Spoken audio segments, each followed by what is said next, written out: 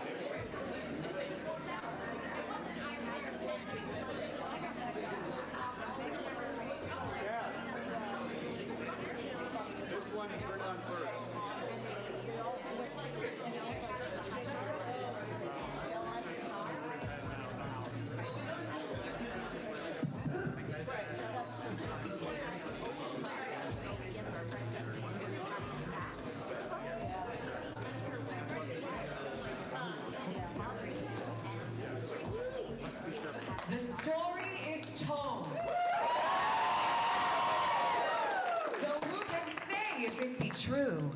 Of a clan of medieval warriors awoken in modern-day Manhattan. Of the animated series that told their story. Welcome to Voices from the EYRIE, a Gargoyles podcast.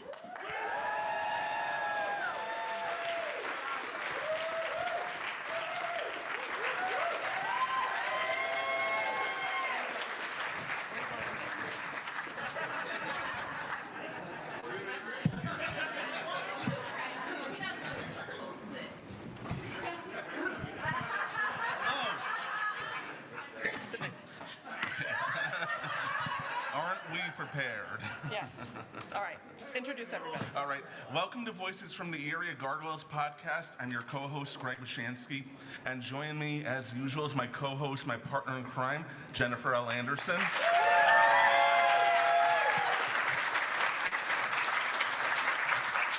And we would like to welcome back to the show the voice of Lexington, Tom Adcox Hernandez.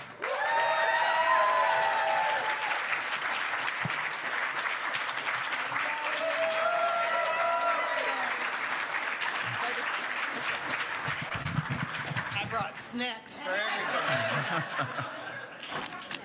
Hello, Tom. Hello, Greg. How are you? Great, how are you? Excellent. Excellent. The voice of Angela, Brigitte Bacco.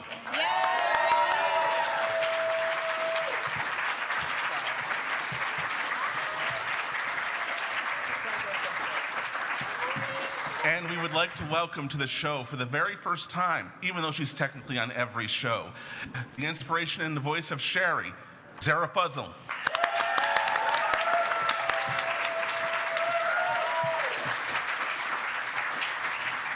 And of course, the series creator, the producer of the first 2 seasons of Gargoyles, the writer of the SLG and Dynamite comic books, Mr. Greg Weisman. Yeah!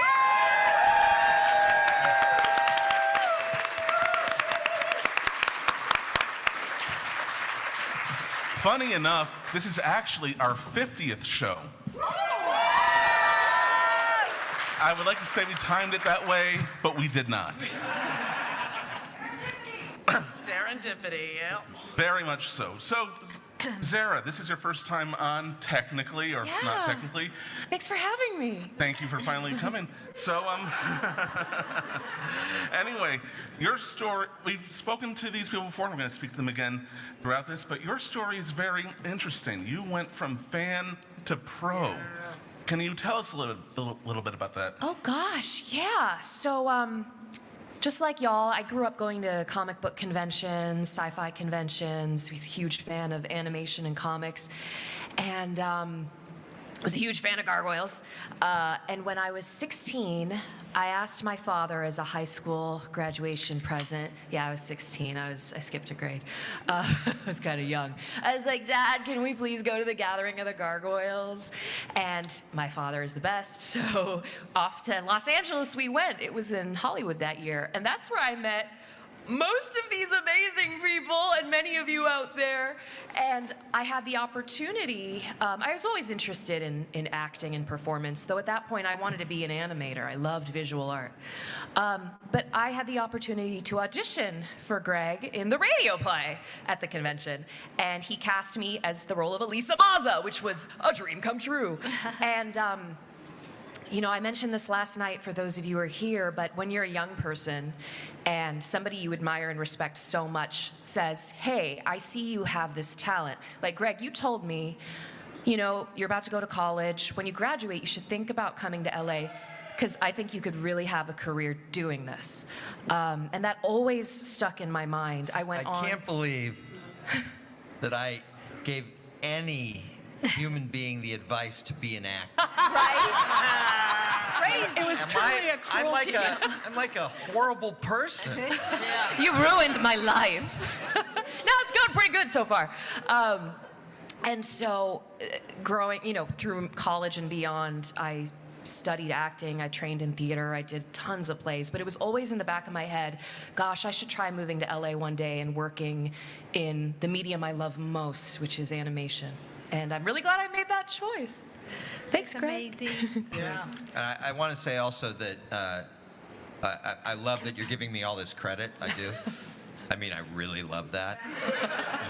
But a couple things. One is that it wasn't just me who cast you in the play, it was Jennifer and me who cast you in that play, that radio play.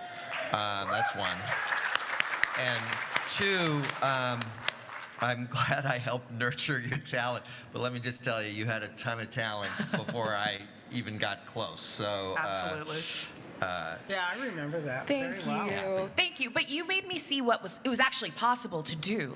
And being at a convention and meeting voice actors and people who are doing the thing, it's like you see what could be a career path for you. So I'm just so grateful for those experiences. Thank you.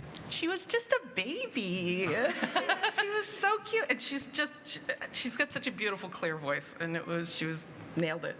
Speaking from 20-year-old memories, I do remember a very collective "Who is that?" when you were performing Elisa in that radio play. You were a natural. Thanks.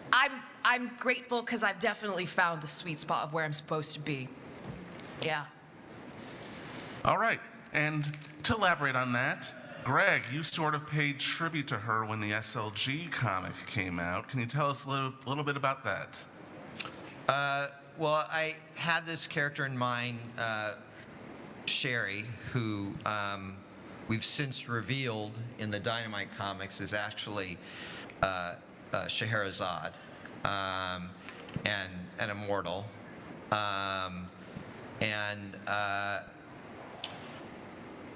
Zara sort of inspired me in turn, and so we sort of, Corinne out there, I can't see anything. Yeah, there she There she is. So Corinne and I modeled Sherry on Zara. And I had no idea. I got the issue because I was buying all the issues, and I get to the last page. I'm like, that kind of looks like my headshot. Wow. So it's very, very deeply flattering. Thank you for that. And always had her in mind to play Sherry if we ever, do an animated show again. Disney, are you listening? Meanwhile, she is in my head the voice of Scheherazade. And we were lucky enough to get her to do the opening for our podcast. Yay. There was absolutely no way we character. weren't going to do that. All right. So, Tom, you as Lexington, and this is for Greg also. How would you say your casting influenced Lexington, and how did he influence you?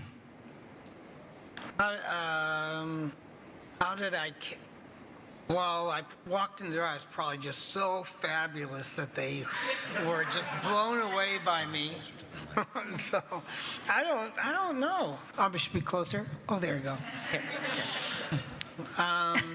Ask me that It's question. almost like he's not a voice actor. All right, how did I know. He was kind of fabulous right from the get-go. And it also solved a problem we had, which was that we were casting gargoyles and we had no idea what a gargoyle should sound like.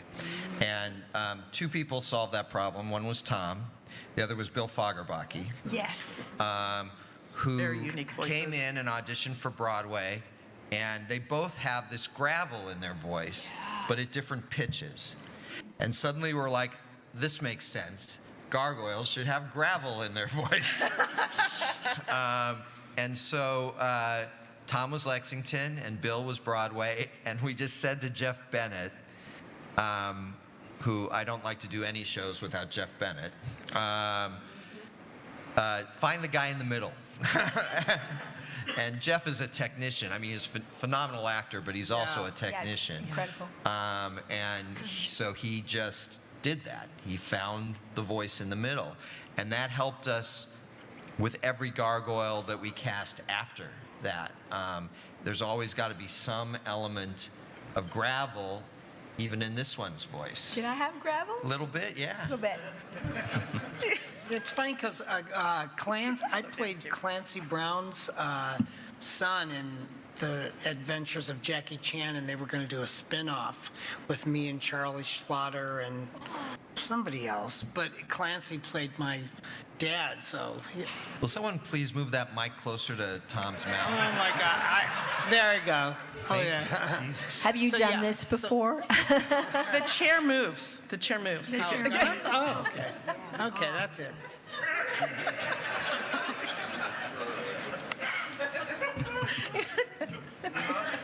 I'm not awake. Thank you, guys. But Tom, how would I'm you not at say my Lexington has influenced you? It's made me want to be a little more technical. That's not going to happen. And people know that I'm just the most untechnical. So, yeah, and I don't know. I just felt like Lexington is such a part of me. It just felt right from the minute I walked in the door. And it just felt right, and it was just, it Yeah, they're gave me a whole inextricably career. linked. I can't imagine it any other way. And I don't know if everybody's seen it, but I got Lexington on my arm. Finally. 'Cause a lot of the fans would always say, yeah, you going to get a Lexington tattoo? So next is Clarion, the witch bounty. Oh, yay! I'm going to put that little fucker on me. The what? Yeah, with Tickle, of course. Brigitte, you have worn many hats in this industry: actress, writer, producer. What has that been like? Should have gone to law school. No. It's been amazing. It's been amazing. I didn't expect to be all these things. My mother used to say to me every time she read one of my term papers, "Bridget, you're a writer." I cannot spell to save my life, so I thought, I can't do that. Weissman can't spell either. I mean, I'm beyond spell check. EITHER. I did it. I'm truly beyond spell check.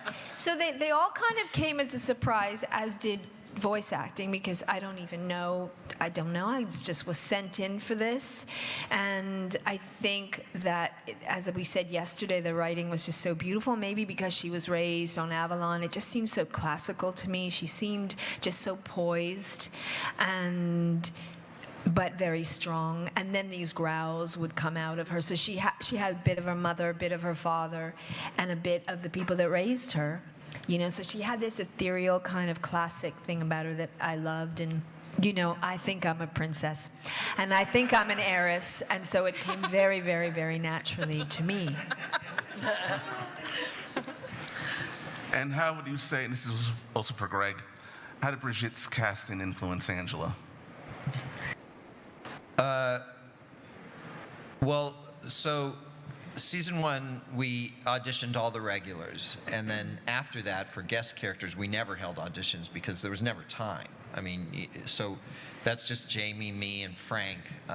Jamie Thomason is our voice director, and Frank Parr is my partner and co-showrunner on the show. And we'd talk about who we thought might be good, and then depending on availability or whatever, we'd bring them in. But when we got to season 2, the one character that we felt we needed to audition for, because it was just too important, and because she was going to be a new regular, was Angela.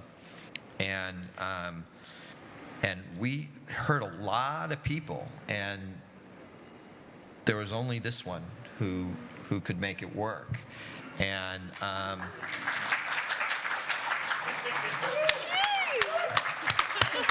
I love all you guys doing these visual things for an audio podcast. But Brigitte anyway, is showing her breast. Again. Sorry. They're and absolutely in semi-retirement. and what Bridget brought to it was this incredible ability to be simultaneously sort of innocent and naive, and then a badass. And what became clear is that she was innocent and naive about the modern world, not in general. She wasn't naive about people or gargoyles or, emotion or any of that kind of thing. She wasn't like this waif, floating through our adventures. She was tough, but there was a lot about the modern world she didn't know. And Bridget really brought all that. But what she skipped in her answer is, how did you transition into becoming the creator, producer, writer, and star of your own television series? I had no idea. Okay, this is what happened. So in the 90s, if you were pretty sexy, could act, you were just kind of naked a lot in movies, and bludgeoned and killed and a victim and all those things. I really wasn't getting the roles that I wanted to do, and I was on a comedy, finally. I was on a show called Mind of the Married Man on HBO, which was supposed to be the men's answer to Sex and the City, except Sex and the City, they were all single women having sex, and Mind of the Married Men, they were all married men having sex, so it didn't work. And on this show, I was just in tears all the time. I had good hair, but like nothing else, and I was just like, I think I can fucking do better. Like, no one thinks I'm funny. I'm gonna write something. So I wrote, you know, a pilot, and I showed it to some of my producer friends, and they said, there's just no way you could have written this because the structure's too good, and I guess they think I'm stupid. So they said, write another one, because it was a fluke. So I wrote another one, and they said the same thing. Well, this one's really good too, but like the third one, you will fuck up. So I wrote a third one. I wrote 5 spec scripts of a show called G-Spot. Her name was Gigi, and I knew I'd sell a show called G-Spot. I call it, the tagline I came up with, it's a new show to hard to put your finger on. Get it? Anyway, I don't know how it happened. I am Canadian, so I can work both sides of the industry. And I had my agent was over in New York. She was going to see some theater, and I left her my scripts, and she said, can I bring it to the literary agent? And it just got made very quickly. It got sold to HBO Canada. In the States, it was on Hulu. And I discovered, after being a little starlet for so long, I discovered that my favorite thing to do was to write it and then to go in the editing room. And then I don't like getting up. The beginning and the end. The beginning and the end, because you can create and recreate a show. You can rewrite a show in the editing room. You can fix performances. I found that whole art form so amazing. I had a great editor. But the middle, where I have to get up at 5 o'clock in the morning, and like, well, the love scenes are fun. I would have them all before lunch because your stomach is flattest. But I did it. I loved it. I appreciated it. But I had been performing for a long time, so it was, let's just put it this way. I liked being the boss. That's why I did it. Actors have so little say. I learned, like, in a TV show, years before the actors come in, it's being written, it's being pre-produced, it's being worked on. So I found the whole thing fascinating. So it just became this thing that I thought, this is my calling. My mother was right.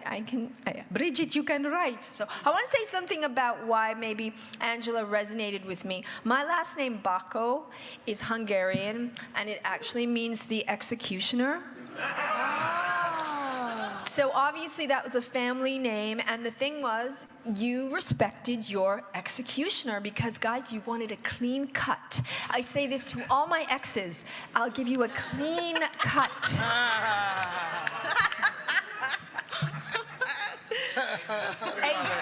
love it. I love it. That was fantastic. The king I of believe Jamie understatement. called you that in the control room. Yeah, exactly. Always. Always. Always. Jennifer, when we first talked about putting this thing together, you were the only person who I ever thought of to be the co-host of this thing. Why?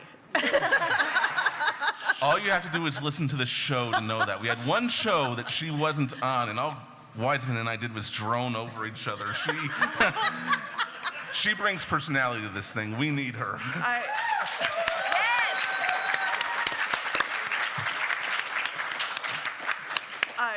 Like, we've been in the trenches in this fandom for a long time, and so I thought it was a pretty cool idea. When you brought it up, I did not expect it to do as well as it seems to be doing, but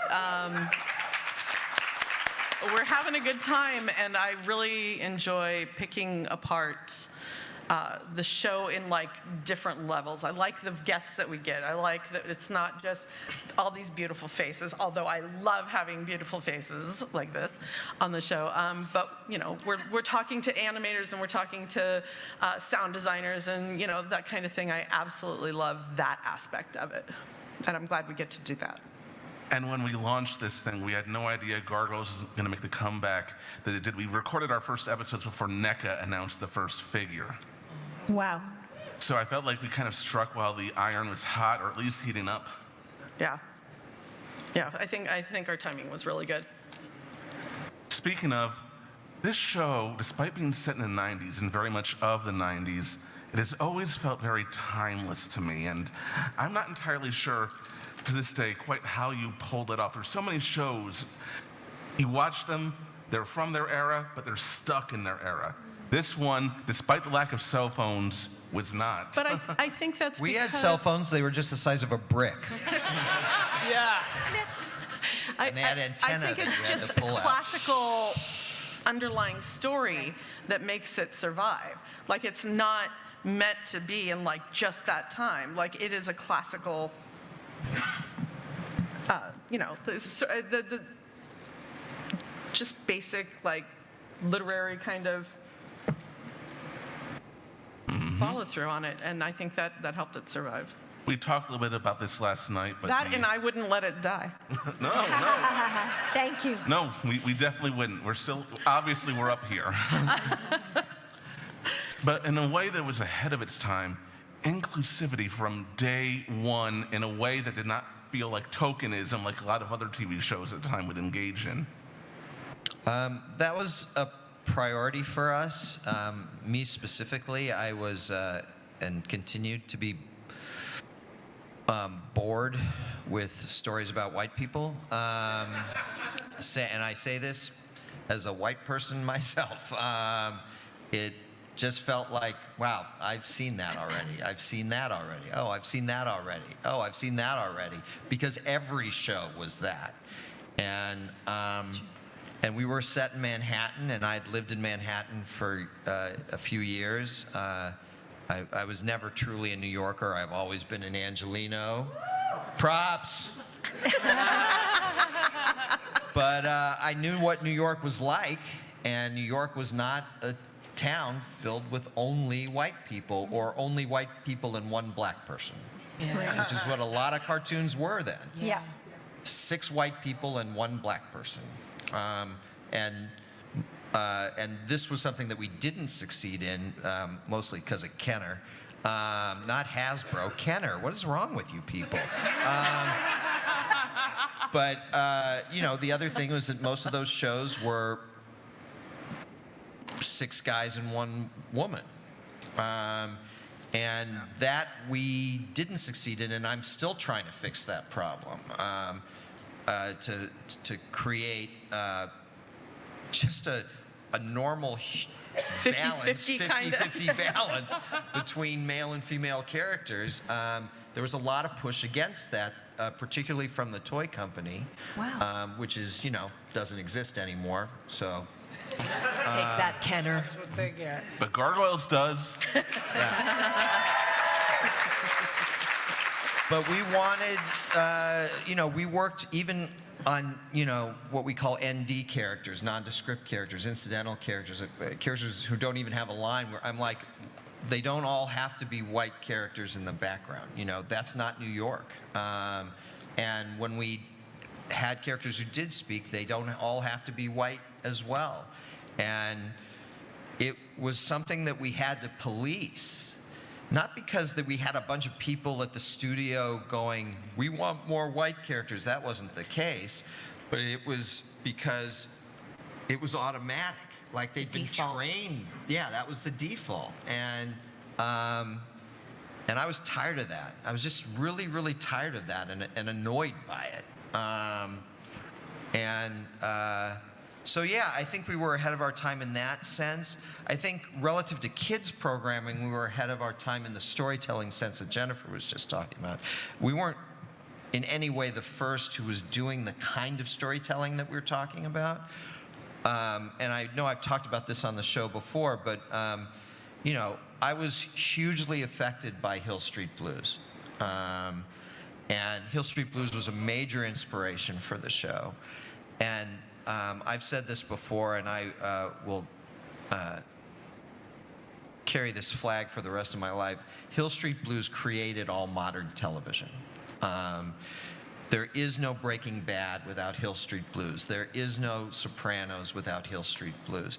There is no St. Elsewhere without Hill Street Blues. There is no any show you like now in any genre without Hill Street Blues. And what that was about, I mean, obviously it was a cop show, that's what it was about. But what that was about is that characters grew, they changed, that the situation at the end of the episode was not the situation at the beginning of the episode, because if you do an episode of TV and by the end of the episode it all goes back to exactly where it was, then what was the point of watching that episode? And now we take that for granted. So much television that we enjoy and watch, and everyone has different preferences. Again, your mileage may vary, but whether you love Game of Thrones or whether you love modern Star Trek or anything, it's about what are the changes we go through across the episode that make the episode matter. Otherwise, why were we bothering with it? And that began with Hill Street. Before that, almost all television you saw was status quo ante bellum. By the end of the episode, things returned to the situation that it was in at the beginning of the episode. And in the next episode, there was almost never any repercussions from what had come before. You know, my kids and I watch all sorts of shows. Monk, Dead Boy Detectives, Resident Alien, all sorts of shows, some of which we love and some of which we only kind of like, but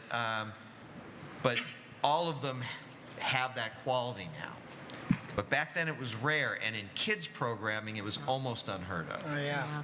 And I think if you talk about why the show still resonates, why you can watch it and aside from the occasional brick-sized cell phone, not notice that it isn't contemporary, is A, Elisa's fashion sense is classic and never goes away. Classic. Yeah. And B, because the storytelling feels modern. What we take for granted now was brand new in the 80s and in kids programming non-existent or virtually non-existent. And that's what keeps the show feeling contemporary. I'm going to make a statement. I was talking about this with people at breakfast this morning. We talk about prestige television, and you mentioned Sopranos, you mentioned Breaking Bad and other shows like that. As far as I'm concerned, and there was a lot of great animated shows at the time. Batman animated series I'm going to include on this list also. But other shows that were on paper, those were your peers, but the prestige television shows, for me, that's about quality, the depth you bring to the storytelling. Shows like Sopranos, Breaking Bad, Game of Thrones, those are your peers. No, thanks. Yes. True. Can I just tell you one little story about Breaking Bad? I went to meet the producer, I forget her last name, Melissa, and I had a writing meeting, and you never get invited to the writer's room. You always go to the producer's office. But for some reason, she said, let's meet at the undisclosed, somewhere in Burbank, the writer's room for Breaking Bad. The amount of pot, smoke, that wafted. Not surprised. That is how they wrote that fucking genius show. High as a kite. Because I was like, you couldn't see the woman through the smoke. It's my Breaking Bad story. To circle back to a topic, Zara, you watched this as a fan. And we're going to talk about inclusivity and diversity, of course. Yeah. Zara, did that mean something to you when you were watching the show? Oh my gosh. So when I was watching the show, I was kind of in the target audience. I was 10 years old. And I didn't actively notice at the time that it was diverse. That wasn't even a thought in my mind. But what I did notice is, oh my gosh, I look like Elisa. Elisa looks like me. That's cool. I want to be her. And just the nature of the show having a different species standing in contrast to humanity was, in a way, this beautiful, of course, it's this beautiful metaphor of feeling like other, feeling different, having people be afraid of you. I grew up in Indiana, in a town that was pretty homogenous ethnicity-wise. My parents are from Pakistan and India. And there were times I wasn't acutely aware that I wasn't white, but I always felt like I am a little different. I'm a little bit of an outsider, and I don't know why. And so I think for me, I loved the X-Men as well, again, for the similar metaphor of people who are different, people who are outsiders, and people who are outsiders finding community with other outsiders and realizing we're not alone, we're a number, and we're home. And I think that main theme in Gargoyles really, without knowing actively and thinking, because that's not how kids process TV. We don't process things in terms of like, that's that, and that's that, and that's that, and that's fair and balanced. That's not how we consume media. When a story touches your heart, you just get it. You get it on an instinctual level. You feel seen.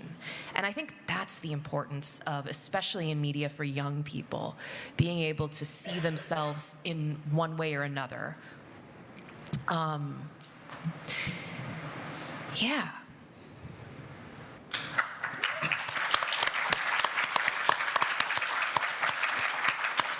And I also want to say, like, Greg is such a beautiful anomaly in our business. Yes, yes. In that he is always, it's been a matter of fact him. It's been like breathing the air, his push to include other perspectives and other voices and other viewpoints. It's just who he is. And I'm so grateful that your voice is present in making content for young people. And you've inspired so many showrunners. I'm grateful for that creators. too.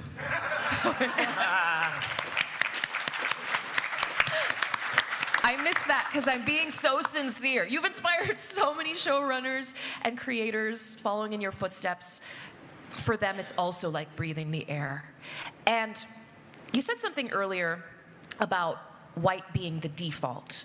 And I think, you know, a lot of people criticize woke and tokenism and by calling it that, when it's really, y'all don't realize the default has been white for years and years and years in this country's media. And for anybody who's not white, you notice that. You notice that. And how you interpret it, that differs with every person, but white is the default. And that's a hard place to be in if you're not. I mean, white. that's not how life really is. And it's not reflective of a lot of parts of our country, or the world, So, I don't know, it's a complicated thing. I'm so glad people like you have always been tackling it and not running away from it. Thanks. No, I mean, today I get accused, you know, of, in the comics that, oh, he's just taken Gargoyles and made it woke. First off, They've never watched Gargoyles. I'm like, first off, I'm like, okay, to me, woke is not a dirty word. I feel like I'm not woke enough. I'm working on it. You know, I'm a work in progress along those lines. That's A. A woke in progress. Yeah, woke in progress. But B, even assuming that it is a dirty word, it's like, dude, did you ever watch the show? And it's always a dude, just to be clear.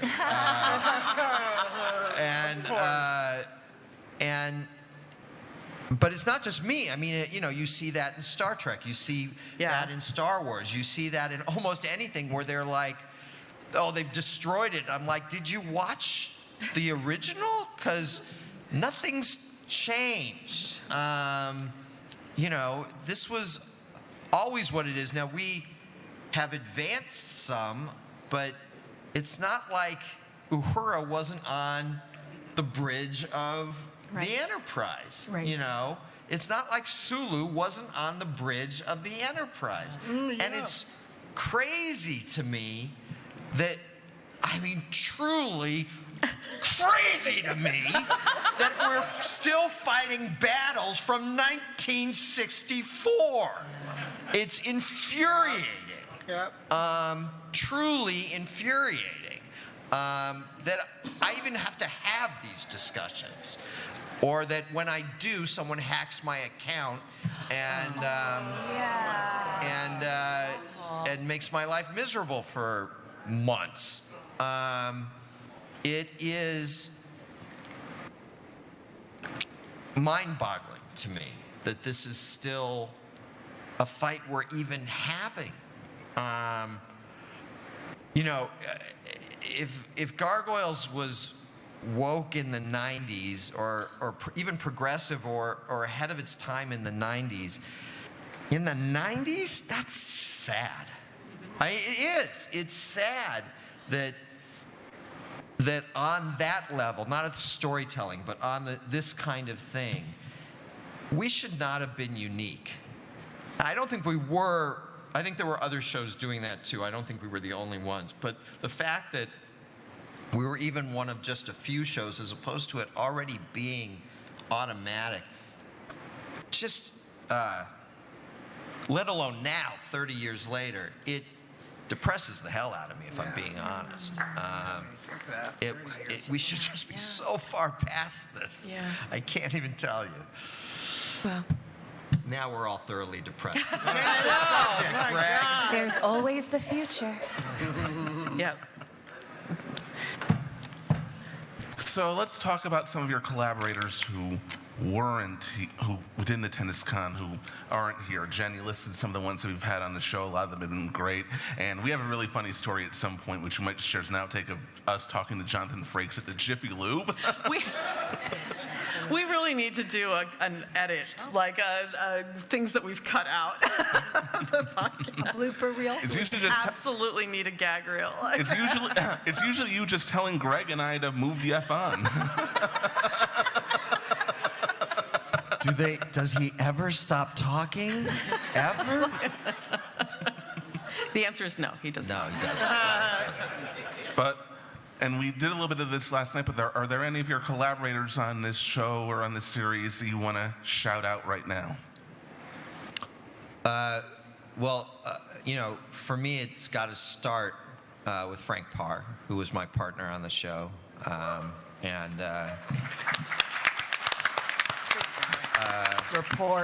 Sorry.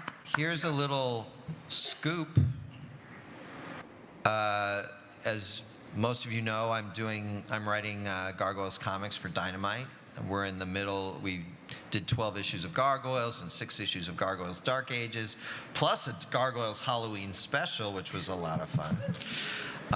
And we are in the middle of a 5-issue Gargoyles Quest miniseries. And it looks like what's going to follow that is a little project, which I can't say what it is yet, but it's a little something that Frank Parr and I are working on together with Frank. With Frank penciling and inking and me writing, although it's Frank's idea. Frank came up with it, and I can't say what it is yet, but I'm really excited about it. Dynamite's really excited about it. Frank's really excited about it, and I think you're going to love it. And so, you know, the show isn't, I get a lot of credit, which I deserve. But the show is not the show without a whole lot of other people, and that starts with Frank Parr. And the second is the late, great Michael Reeves. Yeah, God bless.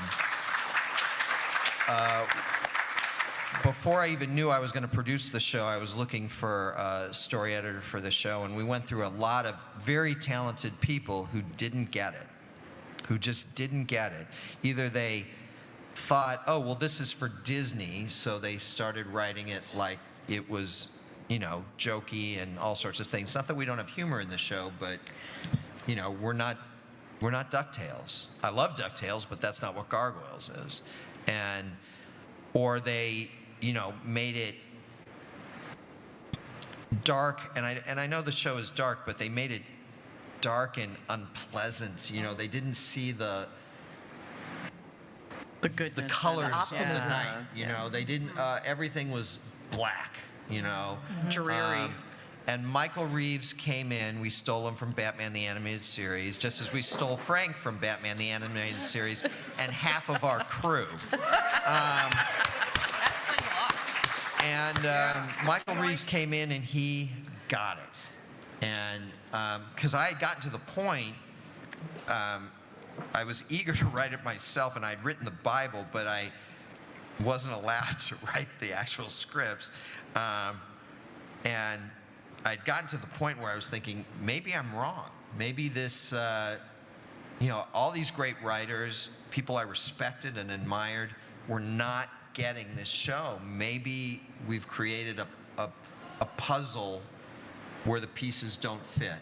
And then Michael Reeves came in, and suddenly he was proof of concept. Wow. Well, And then we talked about our composer, Carl Johnson, last night.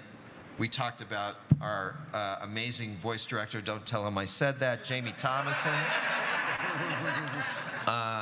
who I adore. Don't tell him I said that either. I'm gonna tell. And then, of course, this fantastic cast, two of whom are up here now, and tremendous artists and everything. Our editors, Bob Burchard, who also passed away a few years ago, who edited all of season 2. Wow. Everybody. And everybody put in all this extra effort. I mean, all the way to like Laurel Whitcomb, who was the publicist for the show and cared about it. And Laurel came to our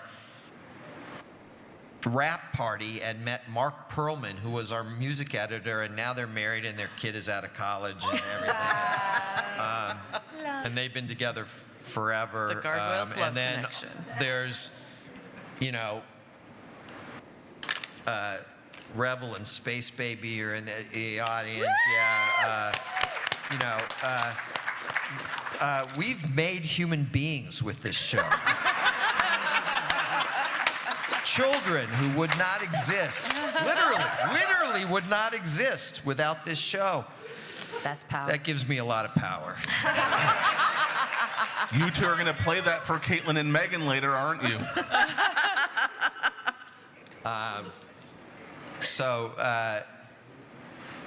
We just had just people who really dedicated themselves at every level.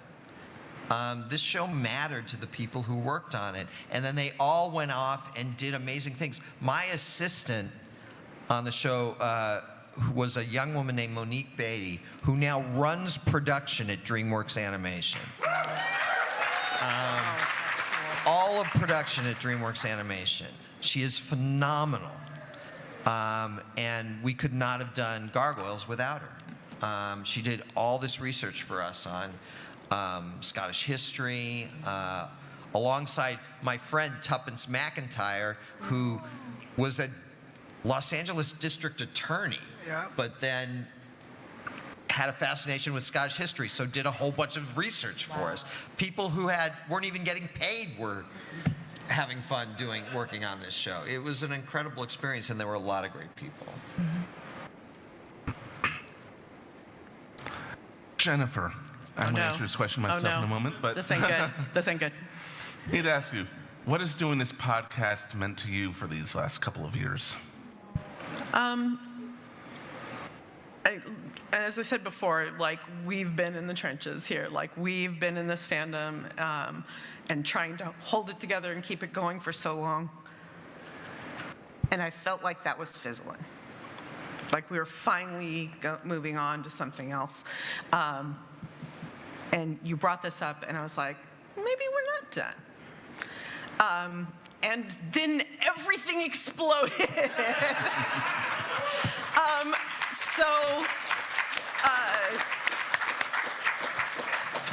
I am very proud of this podcast.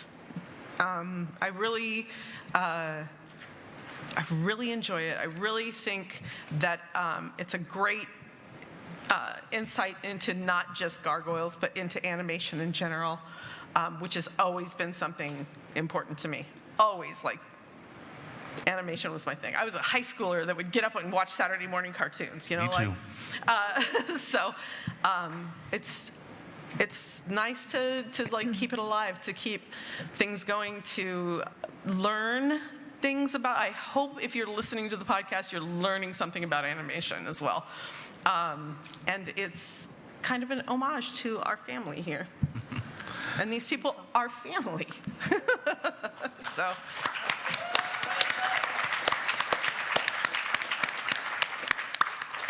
For me, this all started when I have a friend who runs a website of Spider-Man related podcasts, which actually hosts this one. We're kind of off brand, but it hosts this one. And he knew I knew Greg Weisman, and he suggested to me we should do a spectacular Spider-Man show. And so I write to Greg and said, hey, we're talking about doing this. Would you be interested in coming on at least once? And he said, hey, I'll come on for every show. And we ended up with something very unique. We would The man go is through, desperate for friends. No, wait. we went through Attention, all 26. not friends. Attention. I don't need friends. That's just crazy talk. And we had members of the cast and crew from that show on also. I was Went on through that every show, episode. too. She was on it a few times because she worked on Spectacular Spider-Man. She also went fan to pro. But as we were going through, Gargoyles would always inevitably come up on that show. Always, every time. And I was thinking, you know what? I think I really want to do that. As soon as we're done with Spectacular Radio, which we did finish, we made it all the way to Final Curtain. That was fantastic. And I also want to shout out to Zach Joyner, who runs the website that hosts us, and he does a lot of other great shows in there, mostly Spider-Man related. Clone Saga Chronicles, Make Mine Mayday, about the 90s Spider-Girl comic Mayday Parker. A lot of great stuff on there. Books of X about the current X-Men run. A lot of other great stuff. I'm plugging them because I promised them that I would. But no, we are grateful. And I've been told by a few people out there that part of the reasons why this podcast really works, it's Jennifer, it's Greg, it's myself. Most of the time, it's three friends talking about a show they love. And one of them happens to be the series creator. It just happens to be. That's a unique experience, I think. But then coming up here, this is a little bit nerve-wracking and stuff, but I just told Bashansky before we came out on stage, we're just going to be sitting up there talking with our friends. Mm-hmm. And these people are amazing friends, so. And that's why I like that aspect of the podcast. I like that it's just us we're getting information, but we're goofing around, we're having a good time. Mm-hmm. And we already knew Tom before this, and Zara and Bridget. It was great to bring you on that time to get to know you. That was fun. It was so fun. Thank you. And we definitely want to have you on again. We've got an episode in mind we want to bring you on for. I would love to do that. And I just want to say, I think I've only done 3 cartoons. Gargoyles was first. Then I did Godzilla. I was Monique the French bitch on Good Image. And then I did an anime. And then nobody ever called me again. So I really want to do another cartoon, please. Write to your senators. I don't know how we get this done. And Tom, as always, we appreciate having you on. Zara, it was great to have you on finally, even though you're on every show. But Yay, I'm so glad.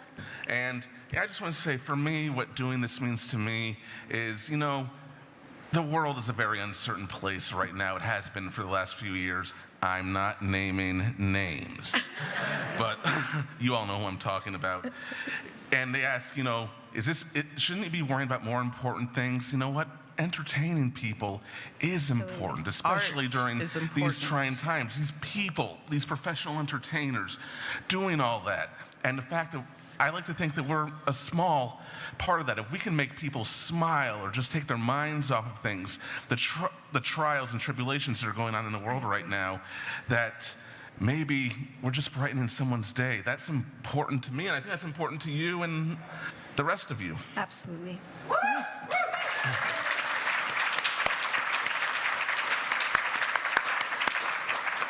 This is I just like hearing the sound of my own voice. A lot. He likes it a lot. No, this series has meant a lot to me personally. Obviously, but and I just never would have envisioned I would be up here one day with these amazing people, everyone up here, especially my co-host here. Mm-hmm, it's wonderful. That's because he was scared of me for a really long time. No, couldn't do it without you, Jen. You really couldn't.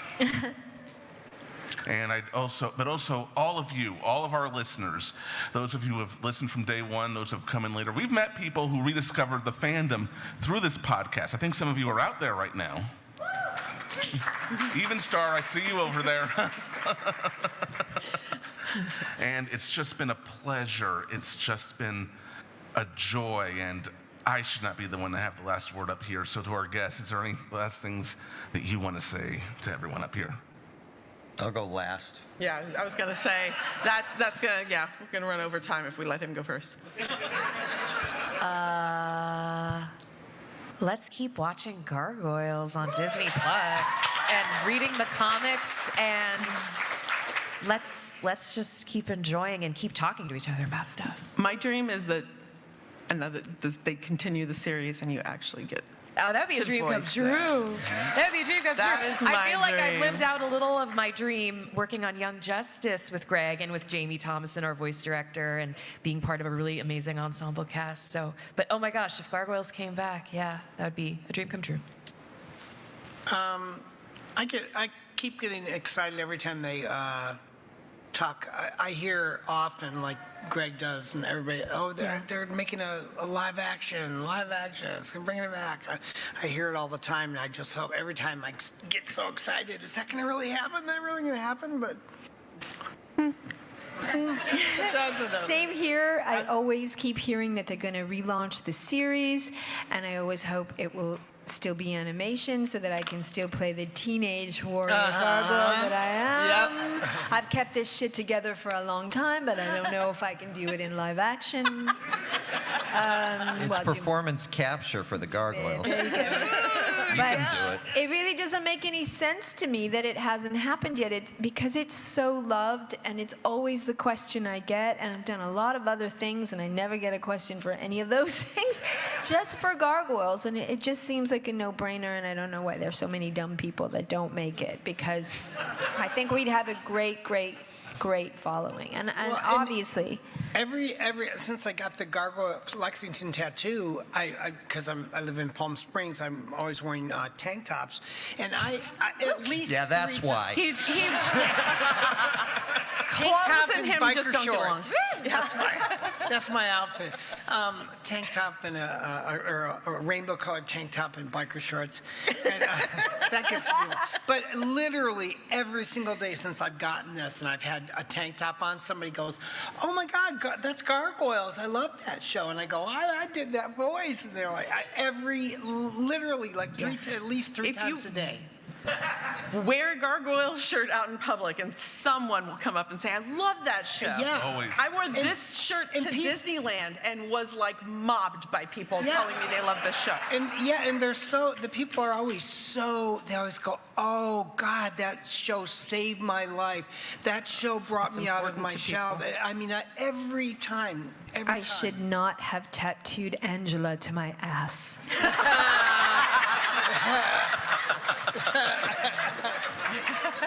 I think we need proof. Wait for the blue mug. Tonight at 11:30.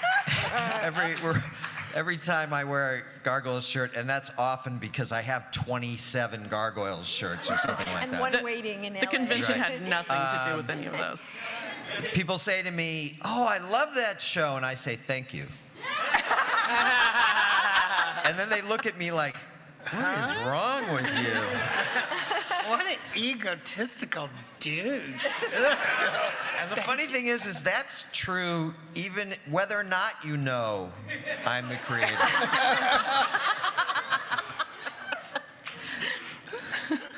I love doing this podcast. Obviously, like I said, love the sound of my own voice. And I love these two people so much. He's put up with us for a long time. I have. I've put up with them for a long time. But that's sort of a two-way street. And I love all our guests because every single one of them means so much to me. And it's such a, I can't tell you, just our voice recording sessions back then were so much fun. Joyous. They were I mean, joyous. So fun. Think about a room with Tom Adcox, Jeff Bennett, Bill Fagerbacke, Keith David, Jonathan Frakes, Marina Sirtis, Ed fucking Asner. And that's just our regulars. Yeah. You know, throw in John Rhys Davies, throw in David Warner, CCH Pounder. CCH Pounder, Michael Dorn, So- LeVar Burton, and Nichelle Nichols, Yeah. Brent Spiner, everyone you've ever heard of in Star Trek. Kate Mulgrew came in and had such a good time. Yeah. And Terrence Mann as Oberon and Kate as Titania.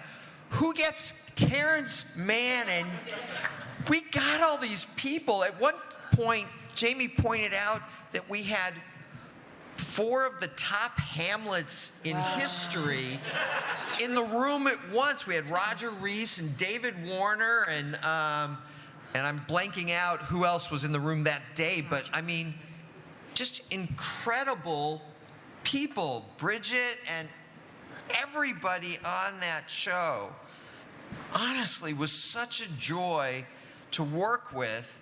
And back in those days, we'd record them all together. They built so much energy throughout the episode playing off each other. And Jamie had the strangest damn haircut in those days. So weird. Describe it. What did It it was look like? kind of mullet-ish. It was like Was it like Brooklyn? Yeah. Oh, yeah, Fagerbacke maybe. called him the White Al Sharpton.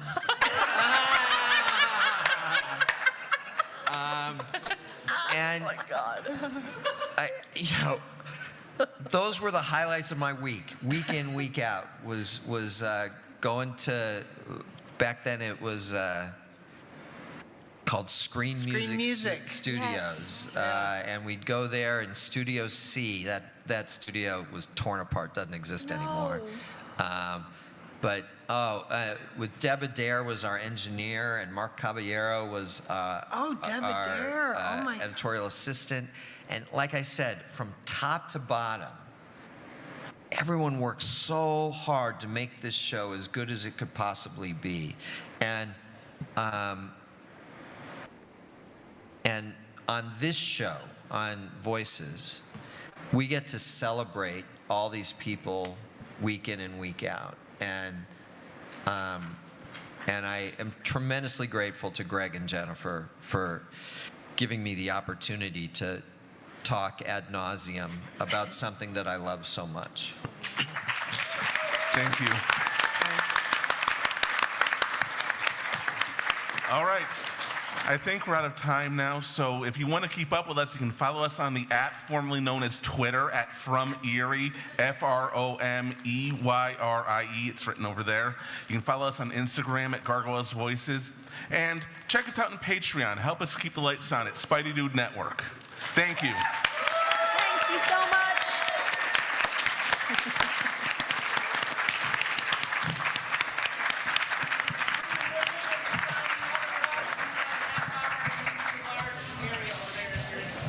You're so popular.